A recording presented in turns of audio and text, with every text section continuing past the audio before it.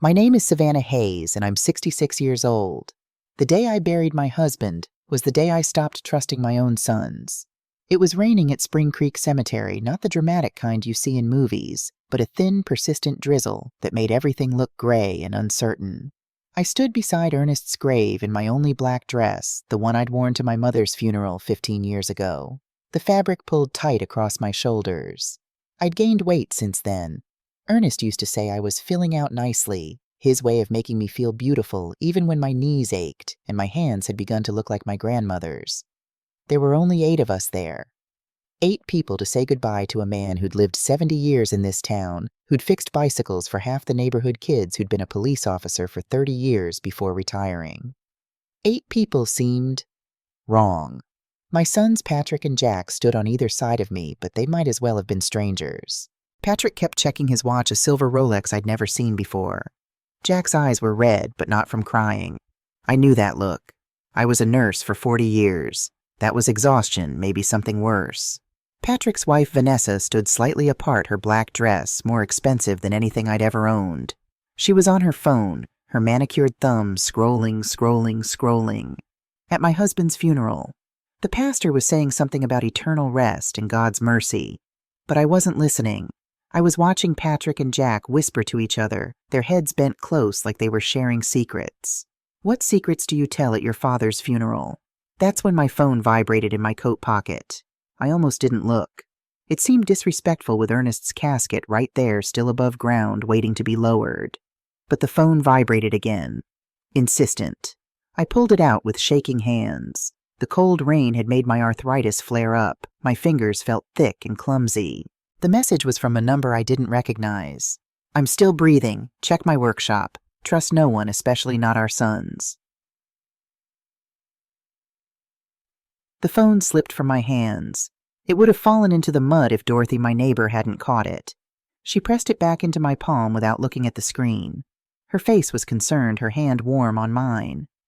You okay, Savannah? She whispered. I looked at the casket. Solid oak, the handles polished to a shine. Patrick had picked it out. The best for Dad, he'd said, but it wasn't the best. Ernest would have wanted something simple, something that didn't cost 3 months of his retirement. Ernest had always been practical that way. My eyes moved to my sons. Patrick was still checking his watch. Jack was staring at the ground, his jaw tight. And Vanessa was looking at me now, her expression unreadable. I'm fine, I lied to Dorothy, but my hands were shaking so badly I had to shove them in my pockets. The pastor finished his words. The funeral home workers moved forward to lower the casket. Patrick stepped closer, put his hand on my shoulder. His touch felt cold even through my coat. It's time, Mom, he said softly. Time to say goodbye. But how do you say goodbye when you've just received a message from a dead man? I threw the first handful of dirt onto the casket. It made a hollow sound against the wood, a sound I knew I'd hear in my nightmares. The rain had turned the earth dark and wet. It looked like chocolate cake, and I had the strangest thought about Ernest's birthday last month. I'd made his favorite devil's food cake with cream cheese frosting. He'd eaten 3 pieces and said, Savannah, if I die tomorrow, I'll die a happy man. He'd died 6 days later. The doctor said it was a massive stroke. Undiagnosed hypertension, Dr. Morrison had explained, not quite meeting my eyes. It happens sometimes with men his age. Quick, painless. But Ernest had just had his physical 2 months ago. I'd gone with him, I always did. Dr. Morrison had said his blood pressure was perfect. Whatever you're doing, Ernest, keep doing it, he'd said. You're healthier than men half your age. So when had the hypertension developed? When had my husband's healthy heart decided to fail him? My mind circled back to the message. I'm still breathing. What kind of sick joke was this? Who would do something so cruel? I looked at my sons again. Patrick was talking quietly to Vanessa now. She nodded, put her phone away, touched his arm. Jack stood alone, his shoulders hunched against the rain. When had my boys stopped being boys? When had they become these men I barely recognized? The funeral ended quickly. Too quickly. Patrick had arranged everything while I was still in shock. The service, the casket, the burial plot, the flowers, all of it handled with an efficiency that felt wrong. Like he'd been prepared. Like he'd been waiting. I didn't want you to have to deal with all those details, Mom. he'd said when I asked why he hadn't included me in the decisions. You're grieving. Let me take care of this. But Ernest was my husband. 42 years of marriage. Didn't I deserve to choose how we said goodbye? At the reception held at the town's only decent restaurant, there were maybe 20 people. More than at the cemetery, but still so few. I sat in a corner booth, a cup of coffee growing cold in my hands, watching people I barely knew eat finger sandwiches and speak in hushed tones about what a good man Ernest had been. Patrick sat across from me. He'd ordered a bourbon neat. Since when did Patrick drink hard liquor at 2 in the afternoon, Mom? He said, his voice careful practiced. We need to talk about Dad's estate. Estate. Such a fancy word for what Ernest and I had built together. A small house on Elm Street. A savings account with maybe $30,000. The workshop out back where he'd fixed bicycles and tinkered with old engines. Not now, Patrick, I said quietly. I know it's hard, but we need to deal with practical matters. The house, the bank accounts, Dad's life insurance. Life insurance. I looked up at him.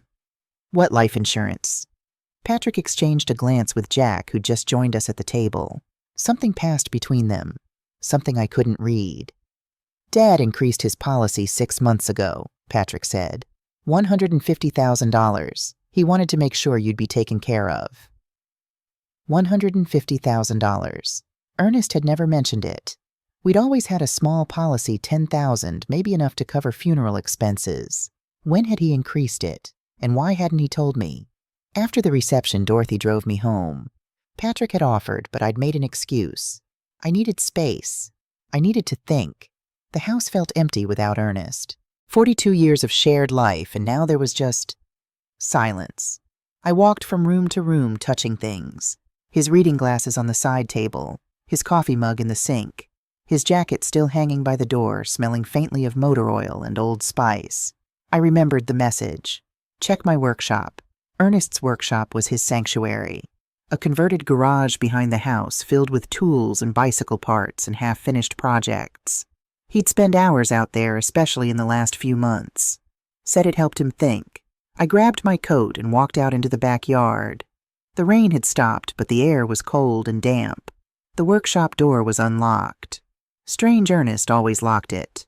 I stepped inside and stopped dead. The workshop was clean. Not just tidy clean. The floor had been swept. The tools were organized on their pegboards. The workbench was bare except for a single bicycle frame Ernest had been restoring. In 42 years, I'd never seen Ernest's workshop this clean. We cleaned it up for you, Mom. I spun around. Patrick stood in the doorway, his hands in his pockets. When had he arrived? How long had he been watching me? You cleaned his workshop. My voice sounded strange even to my own ears. We thought it would be easier for you, less painful. He stepped inside, looking around. We can help you decide what to keep and what to sell. Some of these tools are worth good money. I don't want to sell his tools. Mom, you have to be practical. You can't stay in this house alone. It's too much for you. The maintenance, the yard work, everything Dad used to handle. Patrick. I turned to face him fully. Your father died 3 days ago. Can we talk about this later? Of course, but he didn't leave. He stood there, his eyes moving around the workshop. Did you find anything when you came in? Find anything? Yeah, I don't know, anything Dad might have left. Notes, documents, anything like that. The message on my phone felt like it was burning a hole in my pocket. Trust no one, especially not our sons. No, I lied. Nothing. After Patrick left, I locked the workshop door from the inside. My heart was pounding in a way that worried me. I'd had a heart murmur for years, nothing serious, but stress made it worse. If Patrick had cleaned the workshop, what had he removed? I started searching. Ernest's filing cabinet locked, but I knew where he kept the key. Inside were tax returns, insurance papers, deed to the house. Everything seemed normal. Then I found it. Hidden in the back of the bottom drawer under a stack of old motorcycle magazines, a small notebook. The kind Ernest used to carry when he was a cop for taking notes. My hands shook as I opened it. The entries were dated going back 4 months. Ernest's handwriting small and precise. August 15th, Patrick asked about the house value today. 3rd time this month. Says he's just curious about the market. August 28th, found bank statement. 4 withdrawals. I didn't make $3,000 each. Signature looks like mine, but isn't quite right. September 10th, Patrick and Jack came by while Savannah was at book club. Wanted to talk about my legacy planning. Brought a lawyer I'd never met. September 22nd, Jack asked strange questions what time I drink my coffee, whether Savannah makes it or I do if I take it with cream. Why would he need to know that I had to sit down? The floor of the workshop was cold and hard, but my legs wouldn't hold me anymore. There was more. Pages and pages of notes. Ernest documenting every strange conversation, every odd request, every time Patrick and Jack showed unusual interest in our finances or our routines. The last entry was dated 3 days before his death, November 7th. Something is very wrong. Patrick keeps pushing me to update my will, says I need to protect Savannah's future. But when I read the changes, he suggested they benefit him and Jack more than her. I've made an appointment with Stephen Walsh, the private investigator who used to work with the force. If something happens to me, Savannah, I've documented everything. The truth is in the USB drive hidden in your mother's music box. I love you. Do what's right, even if it breaks your heart. I ran back to the house, the notebook clutched against my chest. My mother's music box sat on my dresser where it had been for 20 years, a delicate wooden box inlaid with mother of pearl playing Clair de Lune when you opened it. My mother had given it to me on my wedding day. I'd never noticed the false bottom before, but Ernest must have. He'd been a detective after all. He knew how to find hiding places. I pried it open carefully. Inside was a small USB drive wrapped in a piece of paper. Ernest's handwriting again. Savannah, if you're reading this, they've done it. I'm sorry I couldn't stop them. I tried to gather enough evidence but ran out of time. Don't confront them directly, they're dangerous now. Go to Stephen Walsh. He knows everything. I've already paid him. Get justice for us, my love. My vision blurred. Tears, finally. I'd been too shocked to cry at the funeral, too numb during the reception. But now, sitting on my bed with Ernest's final message in my hands, I broke. 42 years. We'd built a life together from nothing. Me, a young nurse from a poor family. Him, a rookie cop with dreams of making detective. We'd struggled through lean years, celebrated small victories, raised 2 boys we thought would make us proud. How had it come to this? I had to wait until after dinner to look at the USB drive. Jack came by with takeout Chinese food, sweet and sour chicken, my favorite. He was being solicitous, asking how I was holding up, whether I needed anything. I'm managing, I told him, pushing rice around on my plate. I couldn't eat. Everything tasted like ashes. Jack looked terrible. His eyes were bloodshot. His hands shook when he poured tea. He'd lost weight. His shirt hung loose on his frame. Mom, he said suddenly, I need to tell you something. My heart stopped. Was this it? Was he going to confess I borrowed money from Dad? About 6 months ago. $15,000. I was going to pay him back, but... He looked down at his hands. I know this is bad timing, but Patrick says we need to settle Dad's debts, and I don't have the money right now. I just need a little more time. $15,000? Ernest had never mentioned it. What did you need it for? Personal stuff, some investments that didn't pan out. He wouldn't meet my eyes. I'm sorry, Mom. I know it's a lot. After he left, I locked every door and window in the house. Then I plugged the USB drive into Ernest's old laptop. The drive contained 5 folders: audio recordings, financial documents, text message, screenshots, medical research video. Watch this. I clicked on the video. Ernest's face filled the screen. He was sitting in the workshop, the camera propped on the workbench. His face looked thinner than I remembered. When had he gotten so thin? Savannah, my love. His voice made me start crying again. If you're watching this, then my suspicions were correct. I've been documenting Patrick and Jack's behavior for the past 4 months. What started as concern has become certainty. They're planning something. I think they're planning to kill me. The word hung in the air. Kill. I know how that sounds. Our sons. The boys we raised. But people change, Savannah. Desperation changes people. I've seen it in 30 years of police work, good people doing terrible things when they're backed into a corner. He leaned closer to the camera. Patrick owes money. A lot of money. I did some digging. He's in debt for $180,000 from failed real estate deals. Vanessa's family is threatening to cut them off if he doesn't fix it. And Jack has a gambling problem. Online casinos. He owes $95,000 to some very bad people. Ernest rubbed his face. He looked exhausted. I'm in their way, Savannah. The life insurance they convinced me to increase, that's their solution. I didn't want to believe it at first, but the signs are all there. The questions about my routine, the sudden interest in our finances, the paperwork that benefits them more than you. He paused, seeming to gather his thoughts. I've documented everything. The audio recordings will break your heart, I'm sorry for that. But you need to hear them. You need to know the truth. Stephen Walsh has copies of everything. He's a good man. He'll help you. And Savannah, his eyes filled with tears. I'm sorry. I'm sorry I couldn't protect you from this. I'm sorry our boys became these men. But whatever happens, you need to know you gave them every chance to be good people. This isn't your fault. This is their choice.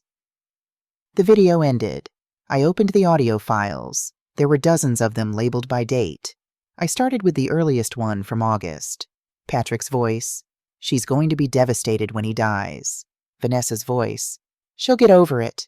Old people are resilient. Besides, we'll be there to support her.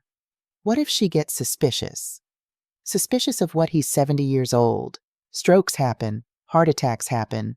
We just need to make sure it looks natural. I still don't think Patrick. Vanessa's voice turned sharp. We're losing the house. The house your grandfather built that's been in your family for 3 generations. Marcus Chen gave us until Christmas. After that, he's going to hurt you. Do you understand? He's going to break your hands. You won't be able to work. You won't be able to hold your future children. Your father is standing between us and survival. A long silence. Then Patrick. What about Jack? Jack will do what he's told. He's in deeper than we are. Those loan sharks don't play games. I had to pause the recording. My hands were shaking so badly I couldn't hold the mouse. Vanessa. Vanessa had said these things about Ernest, about killing him. I forced myself to keep listening. There were more recordings. Patrick and Jack discussing the plan. Jack crying, saying he couldn't do it. Patrick telling him they had no choice. Vanessa researching poisons on her laptop while Patrick watched. The most damning recording was from November 2nd, 8 days before Ernest died. Jack. I can't do this, man. He's our dad. Patrick. He's standing between us and survival. The loan sharks gave me until Christmas. Do you want Mom to identify our bodies in the river? Jack. There has to be another way. Patrick. There isn't. We've explored every option. This is it. Vanessa's got everything figured out. The methanol, Jack. Jesus, Patrick. The methanol looks exactly like a stroke.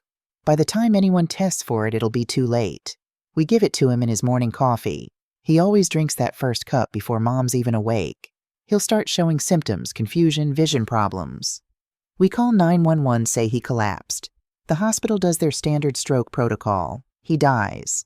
Death certificate says massive stroke due to complications from undiagnosed hypertension. No one questions it because he's 70 years old and these things happen. What about Mom? She'll believe what we tell her. She trusts us. I must have sat at that laptop for 3 hours going through every file. The financial documents showed the withdrawals Ernest had noticed $12,000 taken from our joint account over 3 months, Patrick's signature forged on each withdrawal slip. There were screenshots of Jack's gambling losses, $95,000 lost to an online casino called Lucky Dragon 88 in just 6 months. The medical research folder made my blood run cold. Vanessa had downloaded dozens of articles about methanol poisoning. She'd bookmarked forums discussing undetectable poisons and death that looks natural. There were even practice calculations, body weight versus lethal dose, how long symptoms would take to appear, how to avoid detection. They'd planned everything. My sons, my flesh and blood. They'd planned their father's murder with the same care you'd plan a vacation. I thought about the morning Ernest died. Tuesday, November 10th. I'd been at the grocery store doing our weekly shopping. When I came home at 8:30, Ernest was at the kitchen table, his coffee cup still in his hand. He'd looked confused when he saw me. Savannah, he'd said, something's wrong. I can't see right. I dropped my groceries and run to him. His pupils were dilated. His breathing was labored. I'd grabbed the phone, called 911. The ambulance arrived in 7 minutes, but by then Ernest was barely conscious. Patrick and Jack had been at the hospital when we arrived.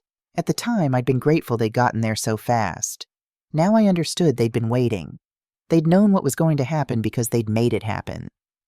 The next morning I was drinking coffee. I'd almost thrown out the coffee maker, couldn't stand to look at it when Patrick knocked on my door. He had papers in his hand. A folder. Lawyer Anderson was with him. "Mom, I'm sorry to bother you so early," Patrick said, stepping into my kitchen without waiting for an invitation. "But there are some time-sensitive matters we need to address." I looked at him with new eyes. This man who looked like my son, who had his father's strong jaw and my dark hair. But there was nothing of us in him was there. We'd taught him right from wrong. We'd taught him about love and loyalty and family. Where had we gone wrong? "What matters?" I asked, my voice carefully neutral. Anderson, a thin man with wire-rimmed glasses, laid papers across my kitchen table. "Your husband's estate, Mrs. Hayes. It needs to be settled. The house is worth approximately $80,000 in the current market. There's $30,000 in savings and the life insurance policy of $150,000. That's a total estate value of $260,000. Your father and I discussed this before he passed," Patrick said smoothly. Too smoothly, like he'd rehearsed it. "He wanted to make sure you were taken care of. The plan is to sell the house, use that money plus some of the savings to set you up in a nice retirement community. Willow Creek has availability. It's very nice, Mom. Assisted living activities, medical care on site. You'd love it." "I don't need assisted living," I said. "I'm 66 years old, not 90. But you're alone now. What if something happens? What if you fall or have a medical emergency? What happens to the rest of the money?" Patrick and Anderson exchanged a glance. "Well, there are significant debts to settle. Dad had expenses we need to cover. And then, of course, the remaining estate would be divided according to his will. Jack and I are the primary beneficiaries." "I'm his widow. Don't I inherit automatically?" "In most cases, yes," Anderson said carefully. "But your husband updated his will in September. The terms are quite specific." September, when Ernest had written in his notebook about Patrick bringing a lawyer he'd never met. "I'd like to see this will," I said. "Of course." Anderson slid a document across the table. "As you can see, your husband left specific provisions." I didn't need to read it. I knew what it would say. Patrick had forged Ernest's signature before. What was one more forgery? "I need time to think about this," I said. "Mom, the longer we wait, the more complicated things get. Estate taxes, property taxes on the house, insurance policies that need to be claimed." "Patrick." I looked directly at him. "Your father died 3 days ago. I need time to grieve." That afternoon, Jack came by. Without Patrick. He looked like he hadn't slept in days. His hands were shaking, his eyes red-rimmed. "Mom," he said, standing in my doorway like he was afraid to come in. "Can we talk?" I let him in, made him sit at the kitchen table, poured him coffee he didn't drink. "I need to tell you something," he said, staring at his hands. "About Dad." My heart started pounding.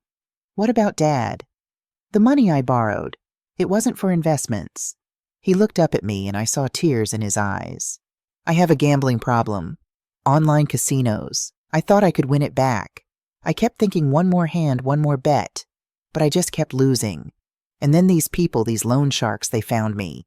They knew where I lived. They knew about Sarah and the kids. They sent me pictures of Emma leaving school. My daughter, Mom. They sent me pictures of my 8-year-old daughter with a message that said, 'She's pretty. It would be a shame.'" He was crying now, really crying. I was desperate. Patrick said he had a solution. He said Dad was old anyway, that he wouldn't last much longer, that we could just speed things up, make it easier for everyone. "Speed things up," I repeated. My voice sounded strange. "You mean kill him?"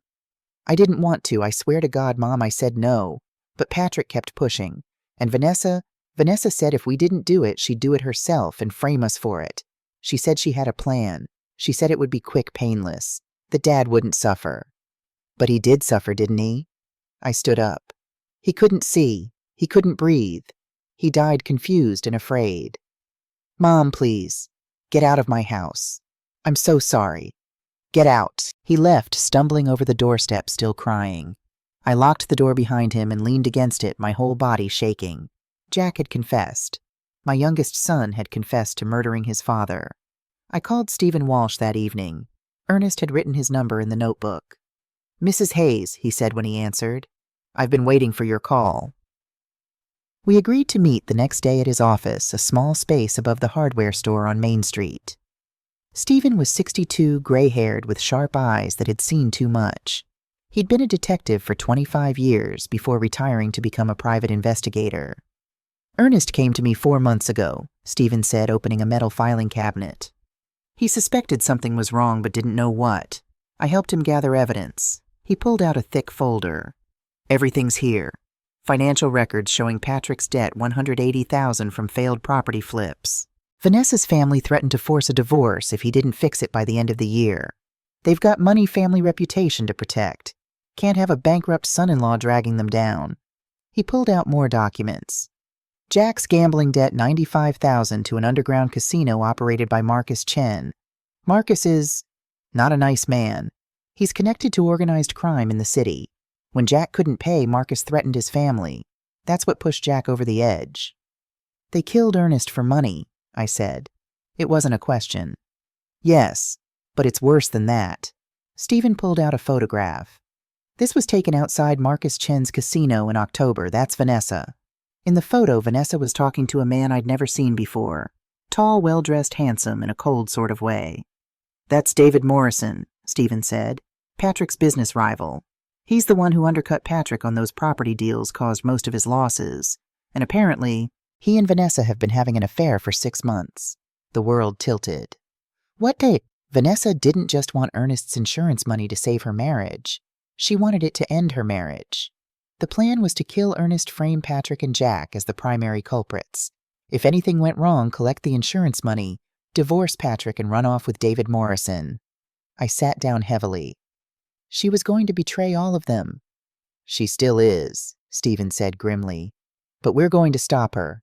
Ernest made sure of that. Stephen Walsh spread the evidence across his desk like a detective building a case, which I supposed was exactly what he was doing. Except this time the suspects were my own sons. I need you to understand something, Mrs. Hayes. Stephen said, his voice gentle but firm. What Ernest uncovered isn't just about money. It's about desperation so deep it turned your sons into people they probably never thought they'd become. He pulled out a timeline he'd constructed. Let me walk you through how this happened. I wrapped my cardigan tighter around myself. The office was cold, or maybe I was cold. I couldn't tell anymore. Since reading Ernest's files, I felt like I'd been living in ice water. April 2024, Stephen began. Patrick's last real estate deal falls through.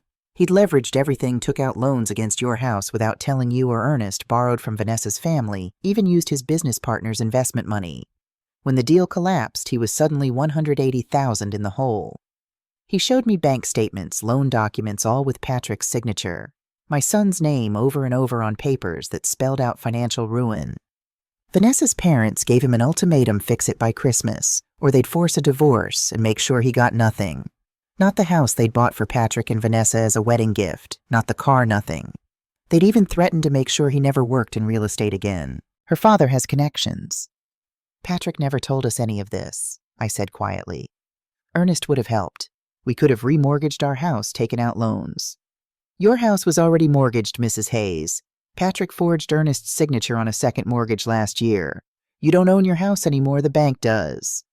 The room spun. Our house. The house Ernest and I had bought 42 years ago, where we'd raised our boys, where we'd planned to grow old together. Gone. Now Jack, Stephen continued, pulling out another file. Jack came back from Afghanistan in 2022 with PTSD. You knew that part. What you didn't know is that he started self-medicating with online gambling. It started small, $20 here, $50 there.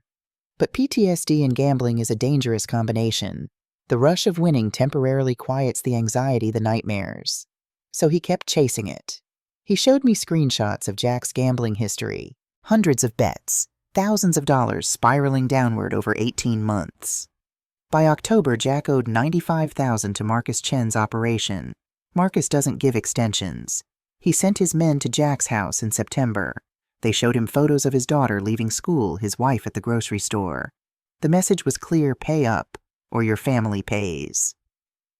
I thought of little Emma, Jack's 8-year-old daughter with pigtails and gap-toothed smile. The idea of her being threatened, I felt physically sick. Jack went to Patrick for help, Stephen said. Patrick was already planning something. He'd been researching Ernest's life insurance, looking at the house value, calculating how much he could get if Ernest died. When Jack came to him desperate, Patrick saw an opportunity. He could save himself and his brother. All it would cost was their father's life. But the real architect, Stephen said, his expression darkening, was Vanessa. He pulled out more photos. Vanessa meeting with David Morrison at expensive restaurants. Vanessa withdrawing large sums of cash from ATMs. Vanessa at a hardware store in a town 30 miles away, purchasing something from the industrial chemical section. Ernest and I followed her for 2 weeks in October. She was careful, but not careful enough. She bought the methanol on October 28th using a fake name and paying cash. But the store has security cameras. He showed me the footage on his laptop. There was Vanessa in sunglasses and a baseball cap, but definitely her. I'd recognize that walk anywhere, chin up, purposeful, like she owned the world. She researched everything, Stephen continued. Dosage calculations, symptom timelines, how long methanol stays detectable in the body. She even practiced on rats Ernest found the carcasses buried in your backyard. My backyard. She'd tested poison in my garden while I was inside making dinner oblivious. The affair with David Morrison started 6 months ago. He's wealthy family money tech investments. Everything Patrick isn't. Vanessa saw a way out. She'd frame the murder as Patrick's idea, maybe Jack's too if necessary. She'd play the shocked wife who knew nothing. She'd collect the insurance money, divorce Patrick while he was under investigation, and ride off into the sunset with David and $250,000. She used my sons, I said, the words bitter in my mouth. She manipulated them into killing their father. Yes, but Mrs. Hayes, your sons made their choices. Jack could have gone to the police about the loan sharks. Patrick could have declared bankruptcy, started over. They chose murder instead. That's on them. He was right, but it didn't make the pain any less. Stephen pulled up another file on his laptop.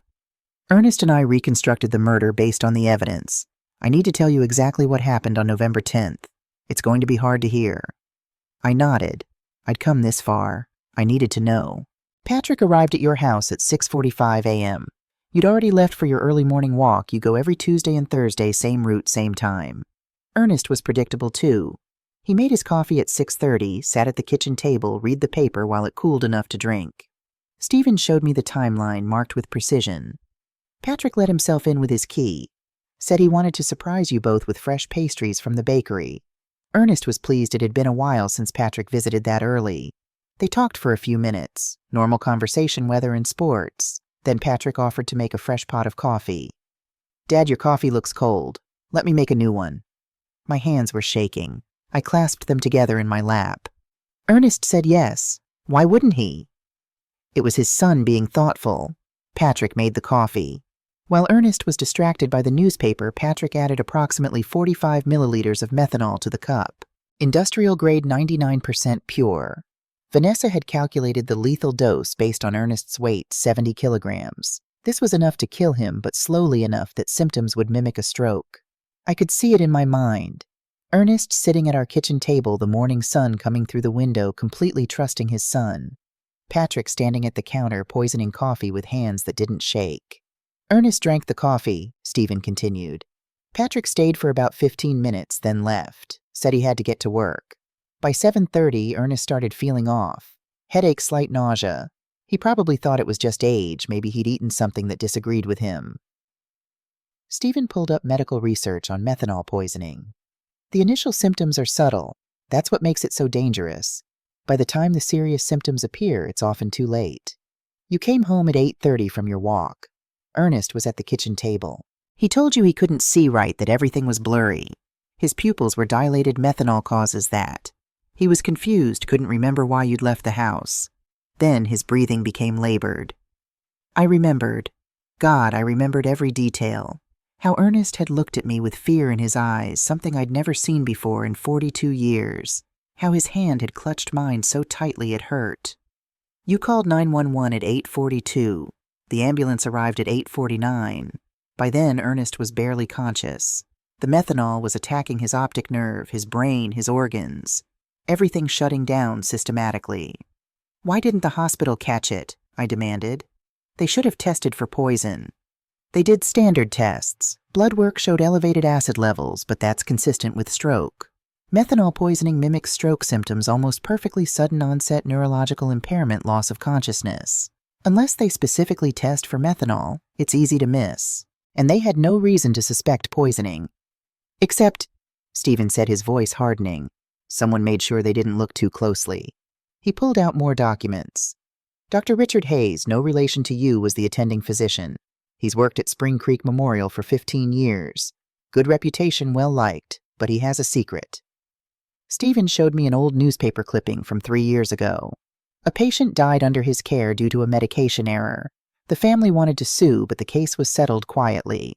The problem is the error was actually caused by a nurse, Emma Rodriguez. Dr. Hayes covered for her falsified records to make it look like the patient's death was unavoidable. If that came out, he'd lose his license and face criminal charges. Patrick found out somehow. He's good at digging up dirt. It's part of being in real estate, knowing everyone's secrets. He approached Dr. Hayes on November 9th, the day before Ernest died, offered him $15,000 to ensure Ernest's death certificate said stroke and to prevent any thorough toxicology screening. $15,000 to let a murder go unnoticed, I said numbly. Dr. Hayes took the money. When Ernest arrived at the hospital, he rushed the diagnosis. No detailed toxicology, no second opinions. He pronounced Ernest dead from massive stroke due to undiagnosed hypertension and pushed the death certificate through quickly. When you asked about an autopsy, he said it wasn't necessary, that it would only cause you pain. Patrick and Jack were at the hospital before the ambulance even arrived, I remembered. How did they know? Patrick called 911 from a burner phone at 8:35, 7 minutes before you did. Said he was a neighbor who'd seen Ernest collapse through the window. It gave them time to get there to be present to make sure everything went according to plan. Mrs. Hayes, Stephen said, there's something else you need to see. Ernest recorded video in your kitchen. He'd set up hidden cameras in October after his suspicions grew. The footage from November 10th, it shows everything. My breath caught. You have video of Patrick poisoning the coffee. Yes, Ernest's cameras were well hidden inside the smoke detector behind the clock. He set them to record from 6:00 a.m. to 9:00 a.m. every day, just in case. This is the last footage he ever captured. Stephen turned his laptop toward me. Are you sure you want to watch this? No, I wasn't sure, but I needed to. He pressed play. The video showed our kitchen from above the angle from the smoke detector camera. There was Ernest sitting at the table, newspaper spread out, coffee cup steaming beside him. He looked so alive, so normal. Just a man starting his Tuesday morning, no idea it would be his last. At 6:47, Patrick entered the frame. I could see him smile, see Ernest look up with pleasure at seeing his son. They hugged. My heart broke watching that hug. Ernest had no idea he was embracing his murderer. They talked. I couldn't hear the audio clearly, but I could read Ernest's body language. Relaxed, happy. Patrick gestured to the coffee maker. Ernest nodded, went back to his paper. Patrick moved to the counter. His back was to Ernest. I watched him prepare the coffee maker, watched him reach into his jacket pocket. His hand came out holding a small bottle. Clear liquid. This was it. This was the moment. Patrick glanced over his shoulder. Ernest was absorbed in the newspaper, not looking. Patrick's hand, the hand I'd held when he was a baby, when he'd learned to walk, when he'd graduated high school, unscrewed the bottle cap. He poured the methanol into Ernest's cup, not hesitating, not shaking, just doing it. The coffee finished brewing. Patrick poured it into the poisoned cup, stirred it to mix the methanol thoroughly. He brought it to the table, set it in front of his father with a smile. Ernest looked up, said something, probably thank you, took a sip. I watched my husband drink poison given to him by our son. I had to leave Stephen's office, had to get outside, needed air. I stumbled down the stairs, pushed through the door into the alley behind the building, and vomited into a dumpster. 42 years of marriage ended with a poisoned cup of coffee. Stephen followed me out, gave me a bottle of water. I'm sorry you had to see that. I needed to, I said, wiping my mouth with a shaking hand. I needed to know exactly what they did. We stood there in silence. Above us, the November sky was gray and heavy with the promise of more rain. I thought about Ernest's last morning. Had he enjoyed that poisoned coffee? Had he thought about me on my walk, wondering what I'd bring back from the bakery? Had he died still trusting his son? What happens now? I finally asked. Now, Stephen said, we go to the police. We have enough evidence to convict all three of them, Patrick, Jack, and Vanessa. The video, the audio recordings, the financial documents, the methanol purchase. It's airtight. And Dr. Hayes, him too, accessory to murder falsifying official documents. He'll lose everything. I thought about that. 4 lives destroyed because of greed and desperation. But what about Ernest's life? Didn't that count? Didn't his 42 years of being a good man, a good father, a good husband, didn't that deserve justice?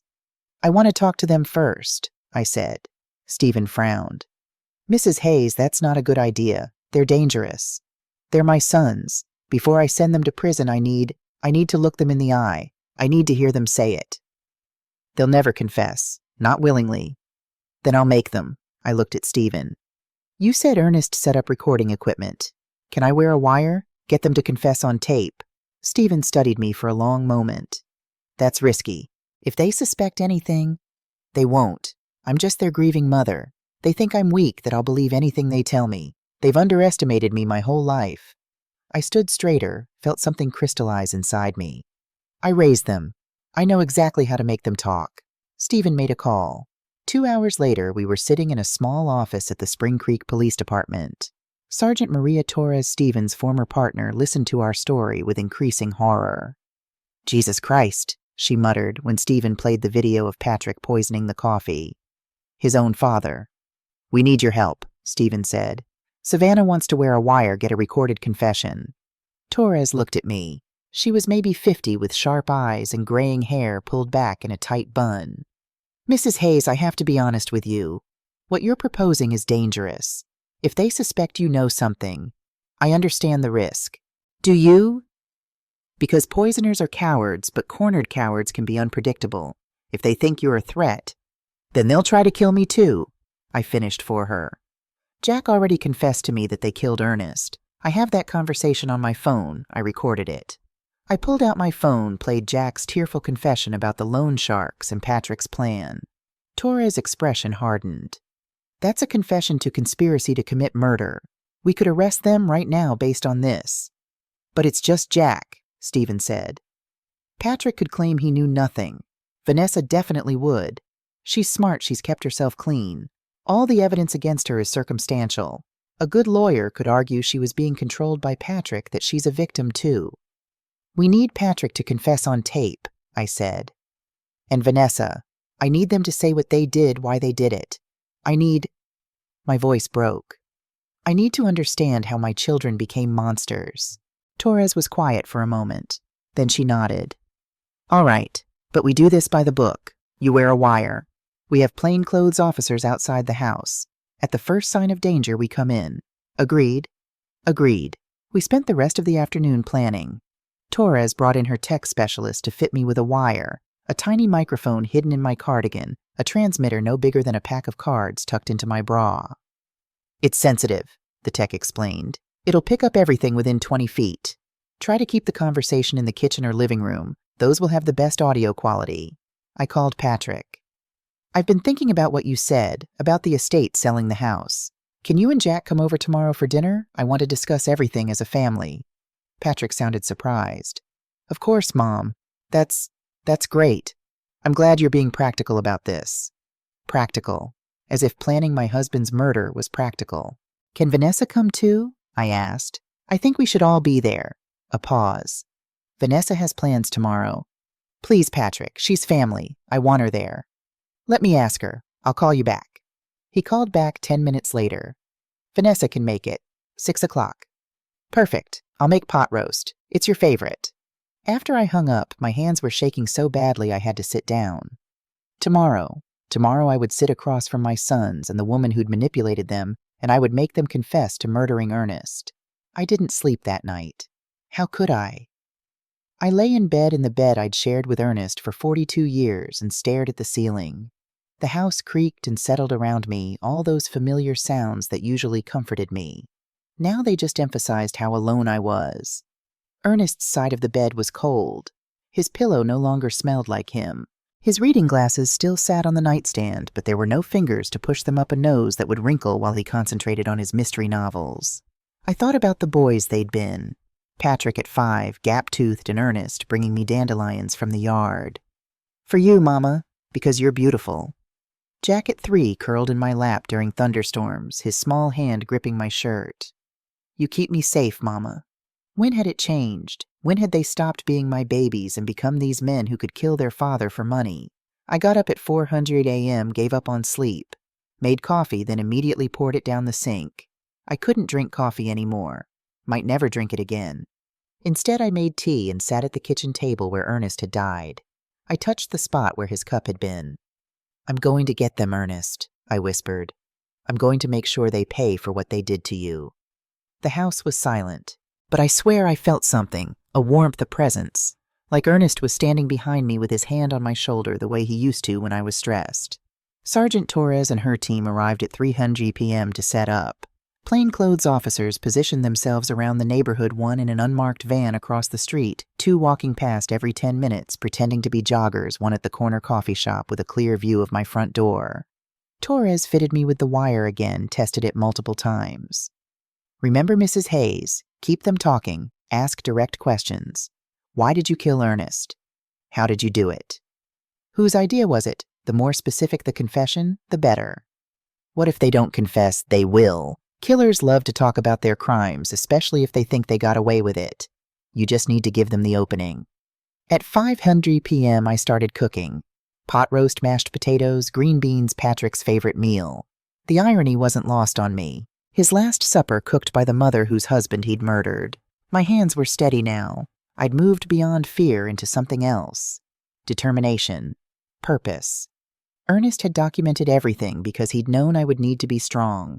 He'd prepared me for this moment. I wouldn't let him down.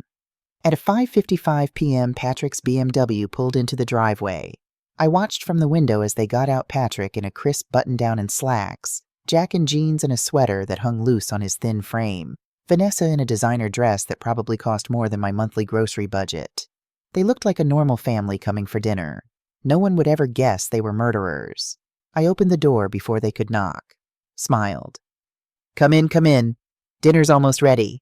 Patrick hugged me. His cologne was expensive, his embrace brief. Thanks for doing this, Mom. I know it's been hard. Jack's hug lasted longer. He held on like he was drowning, and I was a life raft. Mom, he whispered, I'm so sorry. Sorry for what? For killing his father, or just for being caught? Vanessa air-kissed both my cheeks, leaving the scent of her perfume. Mrs. Hayes, the house smells wonderful. You shouldn't have gone to so much trouble. It's no trouble. Family dinners are important. I looked at each of them. Especially now that Ernest is gone. We need to stick together. We sat in the living room while I finished the meal preparations. Patrick and Vanessa on the couch, Jack in Ernest's chair, which made me irrationally angry, but I kept my expression neutral. I brought out wine, poured glasses. Vanessa made small talk about the weather, about holiday plans, about nothing important. I thought about Torres and her team outside, listening to every word, recording everything, building the case that would put these 3 in prison for the rest of their lives. Dinner's ready, I announced.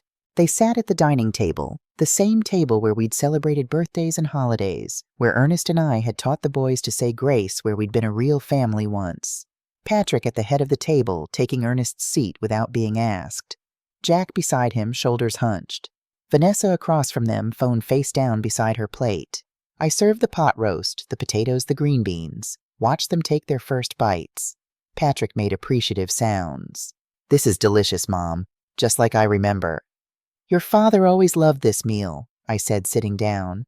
I made it for his birthday last month. Do you remember you were here, Patrick? You and Vanessa came by. I remember, Patrick said. He seemed happy that day. He was. He had his family around him.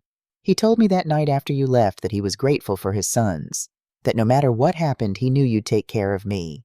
I paused. Isn't that ironic? Patrick's fork stopped halfway to his mouth. What do you mean?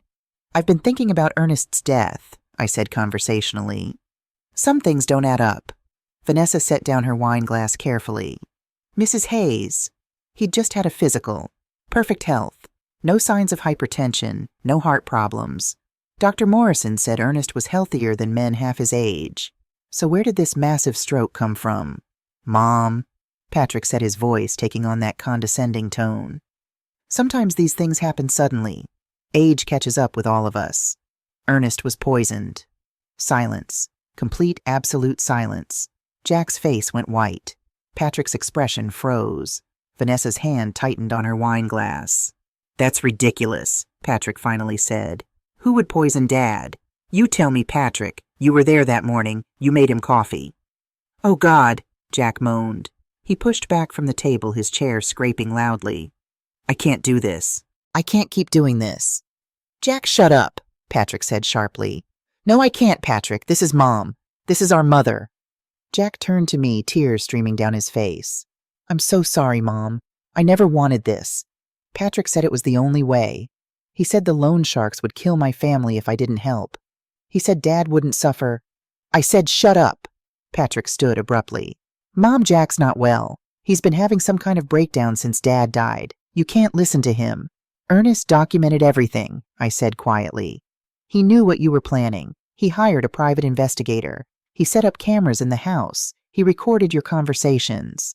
Patrick's face went from red to pale. "That's not... He wouldn't... He did. I have video of you putting methanol in his coffee, Patrick. I have audio recordings of you and Vanessa planning the murder. I have financial records showing your debts, Jack's gambling losses. I know everything." Vanessa stood up slowly. While Patrick was panicking and Jack was crying, she remained eerily calm. "You're bluffing," she said. "If you had all that evidence, you'd have gone to the police by now." "Who says I haven't?" "Because you're a mother. Mothers don't send their sons to prison." She smiled. It was the coldest thing I'd ever seen. "You want to understand, don't you? That's why we're here. You want us to explain how we could do this to Ernest. You want closure." "Vanessa, stop talking," Patrick hissed. "Why, she already knows everything." Vanessa looked at me directly. "Fine. Yes, we killed him. It was necessary. Patrick was going to lose everything: the house, his business, his reputation. Jack's family was in danger. Ernest was 70 years old. He'd lived his life. We had our whole lives ahead of us. You're talking about my husband, the father of my sons. I'm talking about solving a problem. Ernest was an obstacle. Obstacles get removed. That's how the real world works, Mrs. Hayes. Not the little fairy tale world you and Ernest lived in, where love and loyalty matter. They don't. Money matters. Survival matters." Patrick sank back into his chair. His face was in his hands. When he looked up, his eyes were red. "Mom, you have to understand. I didn't want to, but I was drowning. 180,000 in debt. Vanessa's family was going to destroy me. I'd be bankrupt, disgraced, unable to work in this town ever again. And Dad had the life insurance. He'd increased it himself like he wanted us to have it." "I suggested he increase it," I said coldly. "I forged the application forms, used his signature from other documents. Ernest never knew he'd increased his policy to 150,000.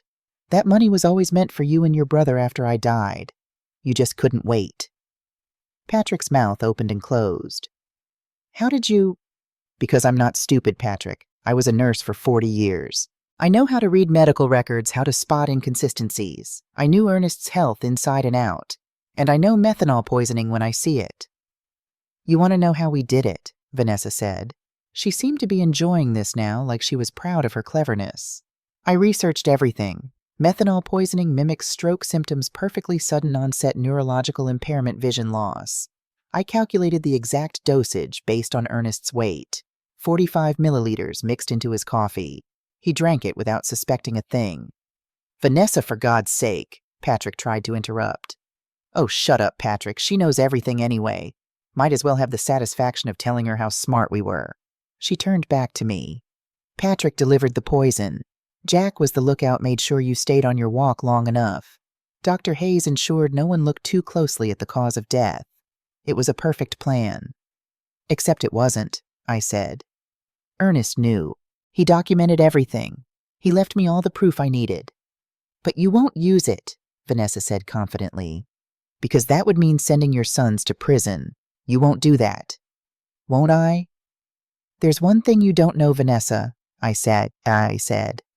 "Ernest found out about your affair with David Morrison." Patrick's head snapped up. "What's it?" "Your wife has been sleeping with David Morrison for 6 months. The plan wasn't just to kill Ernest for the insurance money. She was going to let you and Jack take the fall if anything went wrong.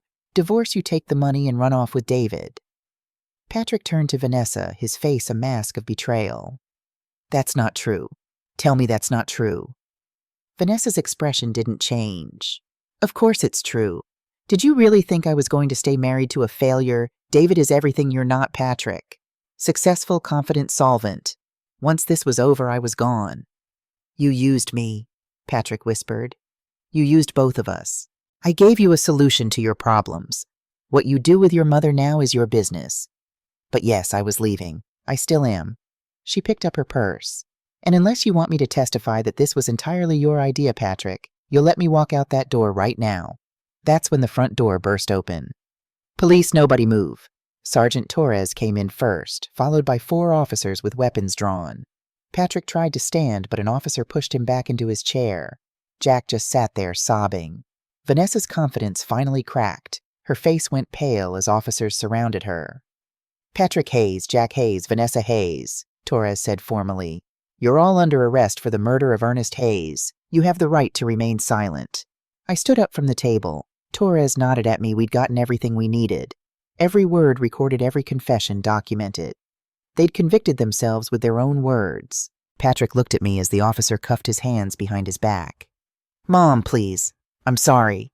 I'm so sorry. You should have been sorry before you killed your father, I said. My voice was steady. No tears. I'd cried all my tears already. You made your choice, Patrick. Now you live with it. Jack was still crying. Mom, I love you. Please believe me, I love you. If you loved me, you wouldn't have murdered my husband. Take them away. After they were gone, after the police had taken statements and cleared out, after the house was finally quiet again, I sat at the dining table. The pot roast was cold, the wine undrunk. The dinner I'd prepared for my son's last free meal. Dorothy came over. Torres had called her, asked her to stay with me. She didn't say anything, just sat beside me and held my hand. Her warmth was the only thing keeping me from shattering completely. You did the right thing, she finally said. Then why does it feel like I've lost everything? Because you have. But Savannah, honey, you didn't lose them tonight. You lost them the moment they decided to put money over family. Tonight you just finally saw who they really were. I thought about that. She was right. The boys I'd raised, the sons I'd loved, they'd been gone for a long time. Maybe they'd never really existed at all. Maybe I'd just been seeing what I wanted to see, blinded by maternal love. Ernest knew, she said. He tried to warn me. He documented everything so I'd have the proof I needed. Even dying, he was protecting me. That's what love does, Dorothy said softly. Real love. The kind that doesn't ask for anything in return except truth and loyalty. You and Ernest had that. That's more than most people ever get. I woke up on Dorothy's couch the next morning. She'd insisted I not stay alone, and I was grateful. My own house felt contaminated now. Every room held the ghost of last night's confrontation. The dining table where they'd confessed. The kitchen where Patrick had poisoned Ernest's coffee. Even the walls seemed to whisper betrayal. Sergeant Torres called at 8:00 a.m. Mrs. Hayes, the DA wants to move fast on this. We're requesting an emergency exhumation order for Ernest's body. The judge should approve it by this afternoon. So soon. My voice was hoarse from crying. The defense will try to argue the confessions were coerced, that you manipulated them emotionally. The physical evidence of methanol in Ernest's system is crucial. We need it before they lawyer up and stop talking. They've already confessed on tape. Yes, but defense attorneys can be very creative. Better to have irrefutable medical evidence. After I hung up, Dorothy brought me tea and toast. I couldn't eat. The thought of them exhuming Ernest, cutting into him again, disturbing his rest, it felt like another violation. He'd want this, Dorothy said, reading my mind. He documented everything so you could get justice. This is part of that. By noon, the news had spread through Spring Creek like wildfire. Small towns have no secrets. Someone at the police station had leaked the story. My phone wouldn't stop ringing. Reporters, neighbors, people I barely knew, all wanting details, wanting to know how a mother could turn in her own sons. I turned off my phone, disconnected the landline, drew the curtains at Dorothy's house and tried to disappear. But I couldn't disappear from my own thoughts. I kept replaying the dinner. Vanessa's cold smile, Jack's breakdown, Patrick's face when he realized his wife had betrayed him just as thoroughly as he'd betrayed Ernest. the weight of 3 pairs of handcuffs clicking shut. "Stop torturing yourself," Dorothy said, finding me staring at the wall at 3:00 p.m. "You didn't make them murderers, Savannah. They did that themselves." "I raised them. Where did I go wrong?" "You didn't go wrong. You loved them. You gave them everything. They chose greed over gratitude. That's not on you." The exhumation happened that evening after dark to avoid media attention. I didn't go. I couldn't watch them dig up Ernest's grave, couldn't see his casket pulled from the earth. Stephen Walsh called me at 9:00 p.m. "The medical examiner just sent preliminary results. It's confirmed, Savannah. Lethal levels of methanol in Ernest's system, concentrated in the stomach contents and blood. There's no question this was poisoning, not a stroke." I closed my eyes. Relief and grief mixed into something I couldn't name. What happens now? The DA is filing formal murder charges tomorrow morning. First-degree murder for all 3 of them, premeditated conspiracy, the works. Dr. Hayes is being arrested tonight for accessory to murder and falsifying official documents. How long before the trial? Fast-tracked. Given the evidence and their confessions, probably 2 to 3 months. The DA wants to move before public attention fades. Over the next week, more details emerged. Jack pleaded guilty to second-degree murder and agreed to testify against Patrick and Vanessa in exchange for a reduced sentence, 15 to 20 years instead of life. His lawyer argued diminished capacity due to PTSD and coercion. Patrick hired an expensive attorney from the city paid for by Vanessa's family, ironically. They were claiming he was a victim of Vanessa's manipulation, that she'd masterminded everything and used his desperation to control him. Vanessa hired an even more expensive attorney. She was pleading not guilty, claiming the entire plan was Patrick's idea, and she'd been forced to participate because she feared for her life. They were turning on each other just as Stephen had predicted. "Thieves and murderers always do," he told me when we met at his office. "Honor among criminals is a myth. When facing life in prison, everyone looks out for themselves." The preliminary hearings were the worst. I had to sit in a courtroom and listen to the details of Ernest's murder presented as evidence. Clinical cold removed from the man he'd been. Jack testified first. He looked terrible orange jumpsuit hanging on his skeletal frame, eyes haunted. When he saw me in the courtroom, he started crying. "I'm sorry, Mom," he called out before his lawyer could stop him. "I'm so sorry." The judge banged her gavel. "Mr. Hayes, please refrain from outbursts."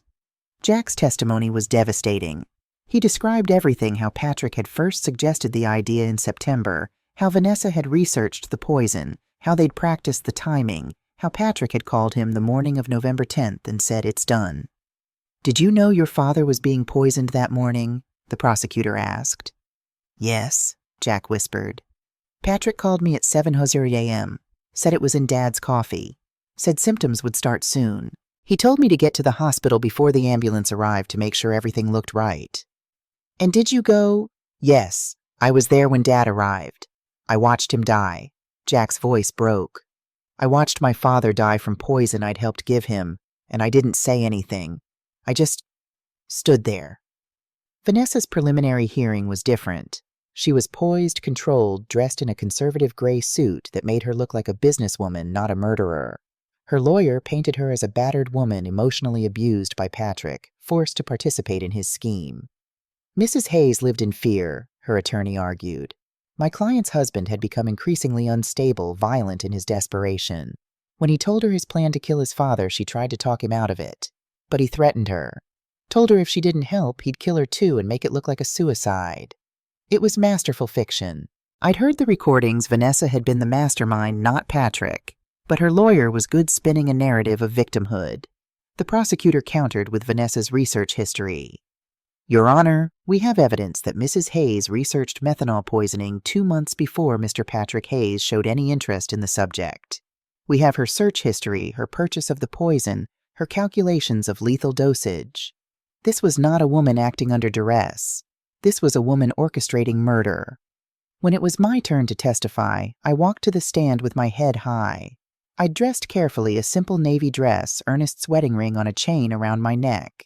I wanted the jury to see me as I was a widow seeking justice for her husband. The prosecutor was gentle with me.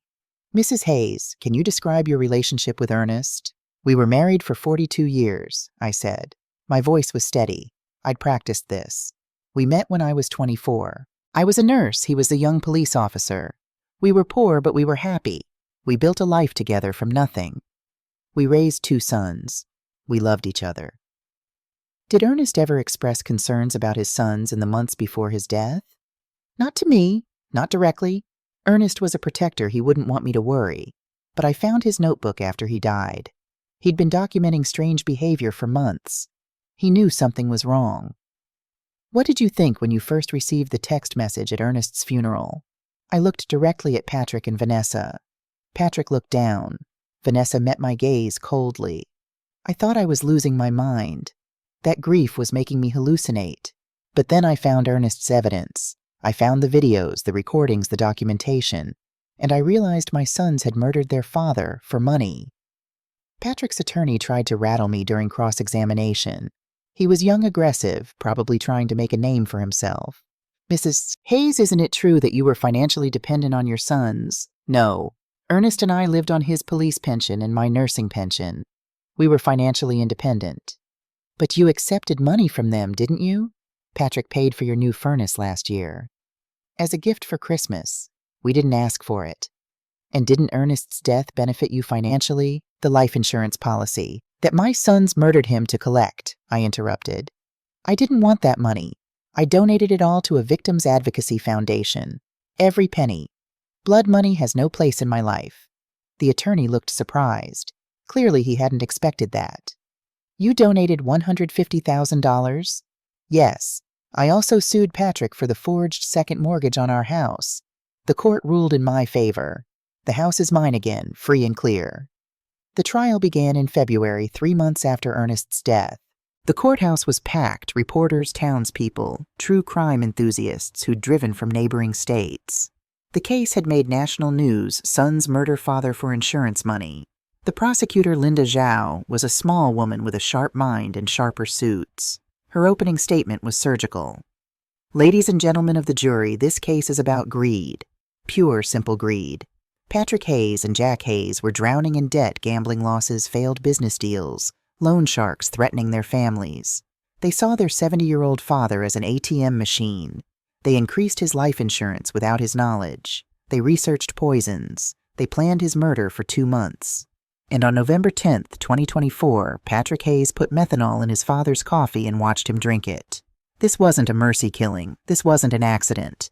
This was cold-blooded, premeditated murder for financial gain. Patrick's attorney painted a different picture.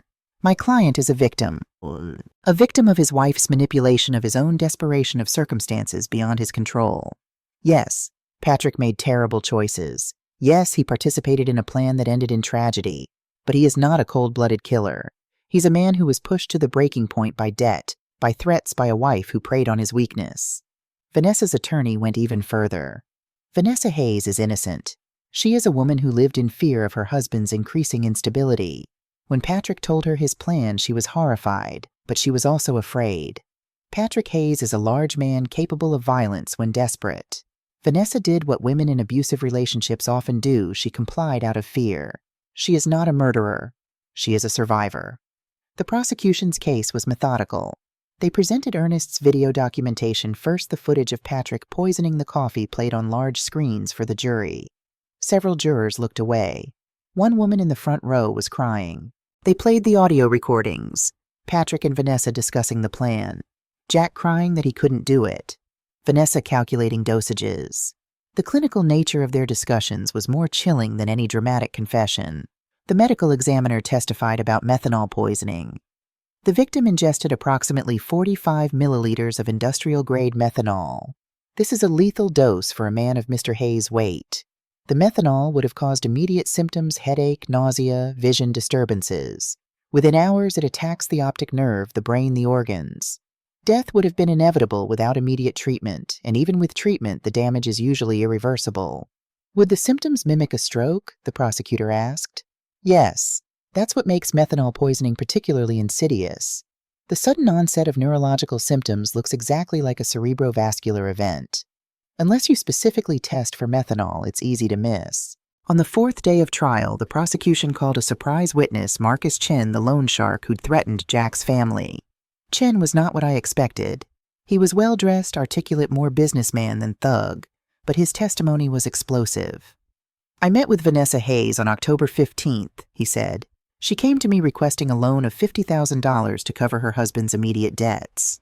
As collateral, she offered me information about a business opportunity that would net $250,000 by Christmas." "Did she specify what this business opportunity was?" the prosecutor asked. "She was vague, but she said, and I quote, 'My father-in-law is worth more dead than alive. I just need seed money to make it happen.'" The courtroom erupted. The judge banged her gavel. Vanessa's face went white. "And did you give her this loan?" "I did. $50,000 due by January 1st with 20% interest." "What happened to that money?" "She paid Dr. Richard Hayes $15,000 to falsify the death certificate. She paid $10,000 to a lawyer to forge Ernest Hayes's will changes. The rest, I assume, went to purchasing the methanol and other expenses related to the murder." Vanessa's attorney was on his feet. "Objection. This testimony is prejudicial and unverified." "Your Honor," the prosecutor interrupted, "we have bank records showing the transfer of $50,000 from Mr. Chen to Mrs. Hayes on October 15th. We have subsequent transfers from Mrs. Hayes to Dr. Hayes and attorney Jameson Waters, who has also been arrested for fraud. This testimony is completely verified." The judge overruled the objection, but Chen wasn't finished. "There's one more thing. After Ernest Hayes died, Vanessa came to me again. She said the life insurance was taking too long to pay out. She wanted to borrow another $20,000 using her husband Patrick as collateral." "Using him as collateral, what does that mean?" "She offered to help me collect on Patrick's debts to me in exchange for the loan. Essentially, she was willing to sacrifice her husband to get more money. She told me, 'He's weak and stupid. Once I get the insurance money, you can have him. Break his legs if you want. I'll be long gone.'" The jury deliberated for 7 hours. I sat in the courthouse hallway with Stephen and Dorothy, unable to eat, unable to think about anything except the 12 people in that room deciding the fate of my sons. Stephen held my hand. Somewhere over the past few months, he'd become more than Ernest's investigator, more than a friend helping with the case. He'd become someone who called to check on me, someone who brought me coffee herbal tea now I still couldn't drink coffee, someone who understood the complexity of loving someone and having to destroy them. "Whatever happens," he said quietly, "you did the right thing. Ernest would be proud." At 6:47 p.m., the bailiff announced the jury had reached a verdict. We filed back into the courtroom. Patrick looked smaller than I'd ever seen him. Jack wasn't there, he'd already been sentenced separately. Vanessa sat perfectly still, her face unreadable. The judge addressed the jury foreman. "Has the jury reached a verdict? We have, Your Honor. In the case of the state versus Patrick Hayes on the charge of first-degree murder of Ernest Hayes, how do you find we find the defendant guilty?" Patrick's head dropped to the table. His lawyer put a hand on his shoulder. "In the case of the state versus Vanessa Hayes on the charge of first-degree murder of Ernest Hayes, how do you find we find the defendant guilty?" Vanessa's mask finally cracked. "No," she whispered. No. On the charge of conspiracy to commit murder, guilty. On the charge of fraud and solicitation of murder for financial gain, guilty." The judge banged her gavel over the chaos in the courtroom. Order, sentencing came a week later. Judge Patricia Morrison, a stern woman in her 60s who'd seen too many families destroyed, addressed the courtroom before pronouncing sentence. "I have been a judge for 23 years. I have seen murders of passion, murders of rage, even murders of mercy. But this case is unique in its calculated cruelty. Patrick Hayes and Vanessa Hayes did not kill in a moment of desperation. They planned for 2 months. They researched. They practiced. They murdered a good man who had spent his life serving this community, who had raised his sons with love and values that they chose to discard." She looked at Patrick. "Mr. Hayes, you have betrayed everything your father stood for. You have destroyed your family for money you will never see. You will spend the rest of your life in prison thinking about the man you killed and the man you could have been." Then to Vanessa, "Mrs. Hayes, you are a predator. You manipulated vulnerable men, orchestrated murder, and showed no remorse even when caught. You are a danger to society. Patrick Hayes, I sentence you to life in prison without possibility of parole for 40 years. Patrick slumped in his chair. Vanessa Hayes, I sentence you to life in prison without possibility of parole. Vanessa's eyes met mine across the courtroom. For just a moment, I saw hate there. Pure, undiluted hate. Then the bailiffs took her away. Spring came to Spring Creek with dogwood blossoms and warm breezes. I spent March and April converting Ernest's workshop into something new.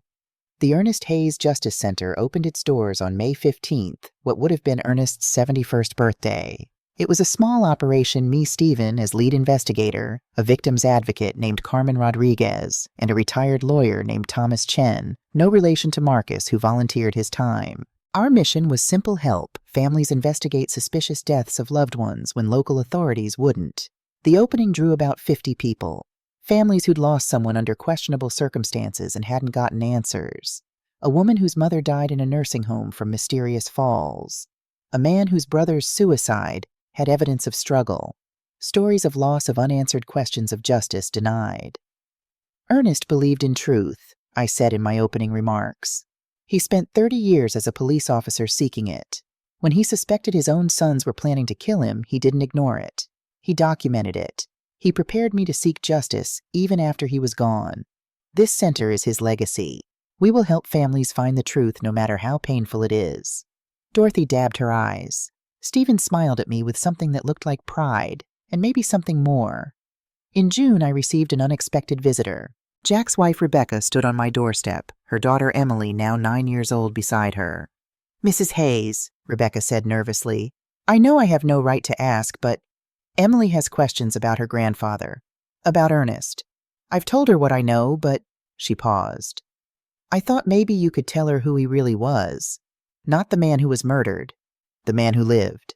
I looked down at Emily. She had Jack's eyes, but there was something of Ernest in the set of her jaw.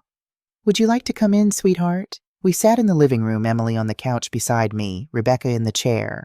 I brought out photo albums I hadn't looked at in months. "Your grandfather," I told Emily, "was one of the best men I've ever known. He became a police officer because he believed in helping people. He spent 30 years protecting this town. After he retired, he fixed bicycles for neighborhood kids most of the time for free because he knew their families couldn't afford new ones." "My dad said Grandpa was a hero," Emily said quietly. "He was. But not because he wore a uniform or caught bad guys. He was a hero because he was kind. He was honest. He stood up for what was right, even when it was hard." "Did he love my dad?" The question pierced my heart. "Yes, very much. He loved your father and your uncle their whole lives. Sometimes we love people who make terrible choices. That doesn't mean we stop loving them. It just means we have to love them from a distance." "Do you still love my dad?" I thought about that. I love the boy he was. I love the potential he had. But the man he became, the man who hurt his father, I'm still working on forgiving him. Emily reached out and took my hand. Her small fingers curled around mine. "My therapist says Dad is sick, that he made bad choices because he was sick. That's true. But being sick doesn't excuse hurting others. Your dad has to pay for what he did. That's what justice means." "Can I visit you sometimes?" Emily asked. "I'd like to hear more stories about Grandpa." I looked at Rebecca. She nodded, her eyes wet. "I'd like that very much," I told Emily. November came around again.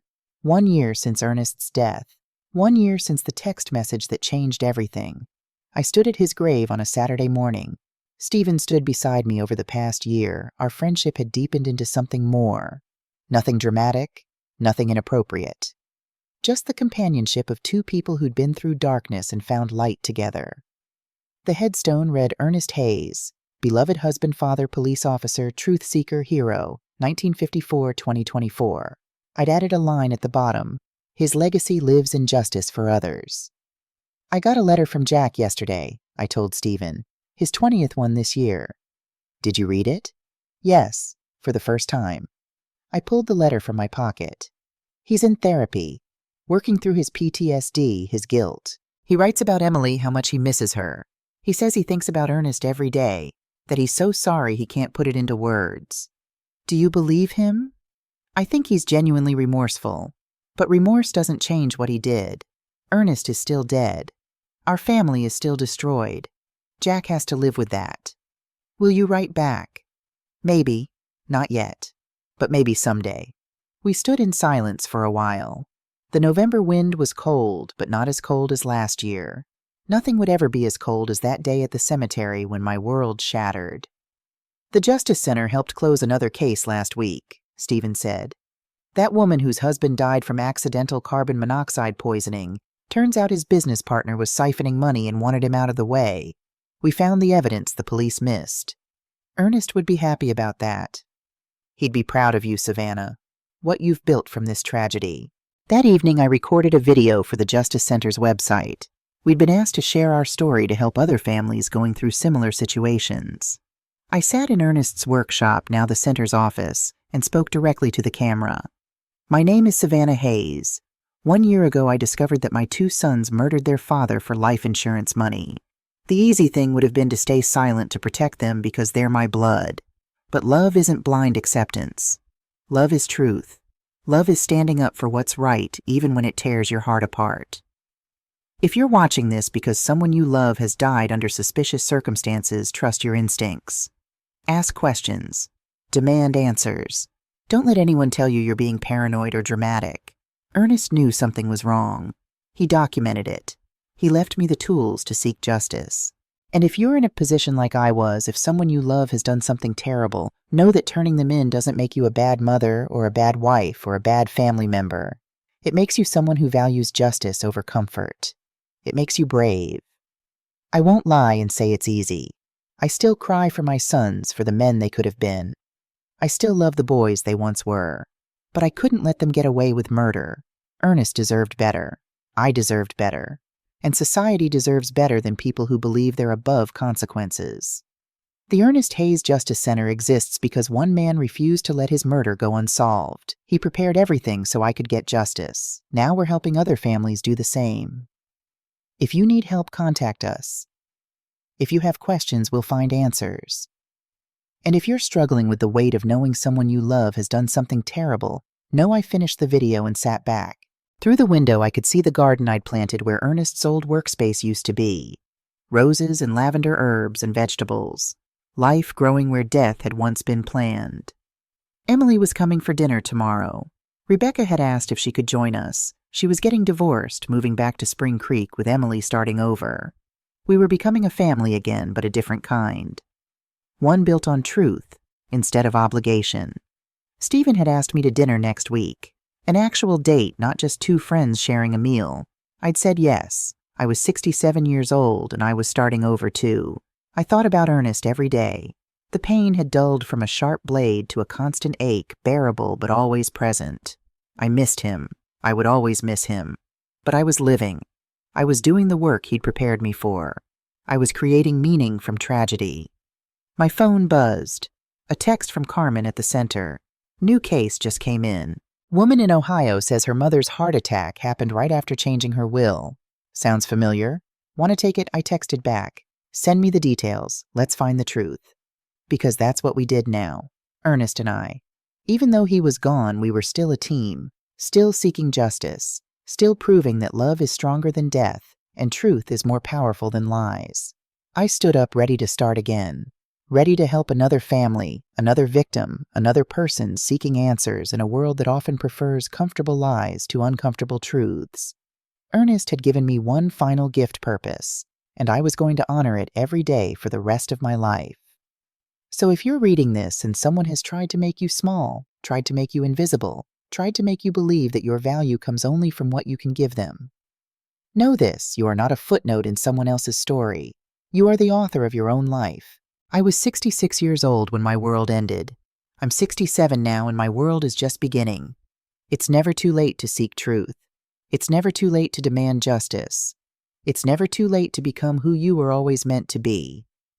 Ernest believed in me even after death. Now I believe in myself, and I believe in you. The truth will set you free. But first, you have to be brave enough to seek it. The end.